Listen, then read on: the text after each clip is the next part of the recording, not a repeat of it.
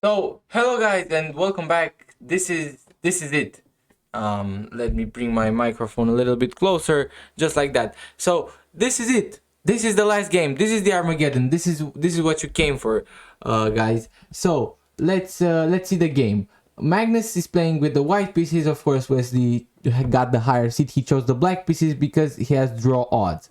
Let's see if Wesley can hold Magnus off. E4, E5. Knight f3, knight c6, bishop c4, knight f6. We have an Italian.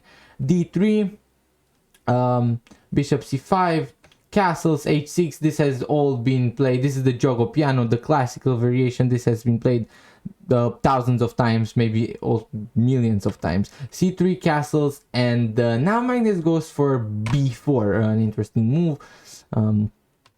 Bishop b6, and now a4, trying to go for a5 to trap the bishop, but of course Wesley plays a6, and now knight b to d2. Magnus develops d6 by Wesley and rook e1, knight e7, and now d4 by Magnus, striking in the center. When they're low on time and they don't get increment, of course the crazy positions are gonna mean that some of them are going to win, some of them are going to lose. So d5 and now e5. So what happens if you capture the bishop? Well, if you capture the bishop, then you get e takes on f6. You have to take with the g pawn, and then after you get knight takes on c4, you're basically lost because you have to play h5. This is kind of the only move, because if you try to save the bishop, let's say, then simply just bishop takes on h6 and you're losing the game. There's nothing more to be done here. You can simply move the knight and then come in with the queen. Another move here after this d takes on c4 it would be h5, of course, but now you simply take the bishop and you enjoy a much more pleasant position. So anyways, in the game, of course, Wesley saw that, so here he went for knight h5 himself instead of h5. Bishop f1. Now Magnus gets out of the way. Knight f4.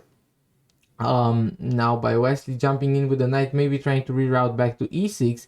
Knight b3 by Magnus, taking advantage of this c5 square. And now knight e to g6, reinforcing this knight. Of course, the knight was under attack. A5, bishop a7, and now bishop takes on f4, knight takes on f4, and queen d2, kicking the knight back to g6. Knight c5. Now you don't want to take this knight. I mean, Wesley didn't. It's kind of a good move, but then you're kind of isolating yourself, giving the open file to Magnus, and you don't really want that. So f6 now by Wesley, trying to break at this pawn structure, beautiful in the center, but now simply just bishop d3, attacking the knight. f5, stopping that attack, and now bishop to c2 by Magnus. Rook e8 and g3. Both players, Magnus makes some room for his king, and now Wesley takes, Magnus takes with the b pawn, and we have bishop to e6. So the evaluation is 1 plus 1.6, 1.7 for Magnus. So let's see if he can convert this. We have rook a to b1, attacking the b7 pawn. Rook b8, you have to defend it. Rook e3 now, going to double up, and the knight back to e7. Rook e to b3 and queen c8. You can see how Wesley is so passive. Both his queen and his rook are stuck defending this b7 pawn. His bishop here is locked away in prison, because if you go to f7 to reroute it to h5, you're not gonna do anything, and you don't have any other prospect. Maybe perhaps put it on b5, but we have knight h4 by Magnus now, and rook back to f8. Maybe Wesley is trying to play something like f5 and finally develop his bishop. Knight g2 now, stopping f5, and the bishop d7, finally rerouting the bishop. h4 now by Magnus, attacking Wesley's king, and the bishop a4. Rook 3 to b2, and here Wesley took the bishops. Maybe he could have went back with the bishop, but bishop takes on c2 is a very good move. Queen takes on c2, and now knight to c6, attacking this d4 pawn. queen to c3, defending the pawn.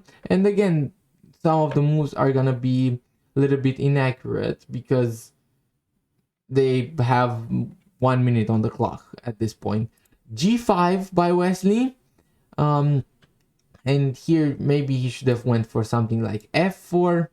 And after this knight takes on f4, maybe went for something like queen to g4, threatening to capture the knight. And after something like queen d2, maybe go for rook f7 and allow these captures, because, you know, doubling up might have saved him. But anyways, in the game, after g5, Magnus took the pawn, Wesley took back, and now f4 by Magnus. And king g7 by Wesley. Here, maybe a better move was g4, closing the structure. And although knight e3 puts pressure on a lot of your weaknesses, and you're gonna lose this d5 pawn anyways, maybe it was better like this. But king g7, and now Magnus goes king f2. I don't know why. He should have just taken the pawn here and then went for something like knight f4, because here of course f4 is gonna be the move, but just g takes on f4, and now the pawn structure is very, very good. And okay, your king is kind of open, but I mean, you have 2 pawns and you're Magnus Carlsen, so you have to win this game. King g7, now king f2, rook h8, trying to go rook h2, but Magnus will show that it's no problem. F takes on g5, rook h2, and now queen f3. Defending the knight, but more attacking these 2 pawns on d5 and f5. Knight takes on d4. Queen takes on d5. And now knight back to c6. Of course, Magnus had a triple attack on this pawn, and this knight is really not doing anything here. You cannot move it to any square. Except b5, but if you put it on b5, then simply king g1. You kick the rook out, and then it's gonna be a nightmare to defend this position. So we have knight back to c6, and now just e6 by Magnus. Queen d8 tried by Wesley, but here simply queen d7 check, forcing a queen trade.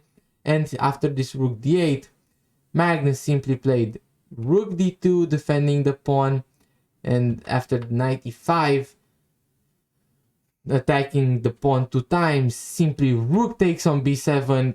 And here Wesley tried king g6, but after rook takes on c7, he resigned the game, because here, for example, if you take the pawn, then you're losing the knight. And after king g6, rook takes on c7, there's simply nothing more to be done. For example, you can give a check, but after king g1, the king is completely safe. You cannot do any tricks. For example, if you try to checkmate, then simply rook d6 check. And you know, if you take this pawn, it's actually mating 4 after d8 queen. If you capture the queen, it's actually mating 2. So yeah, basically Wesley was lost here. So a beautiful game by Magnus Carlsen, and what a comeback by the world champion. So hopefully you guys enjoyed this coverage of the of this new Crypto Cup, and I'll see you guys with maybe more recaps like this or videos like this, because they're actually very fun to make. So see you guys in the next tournament. Kowalski out.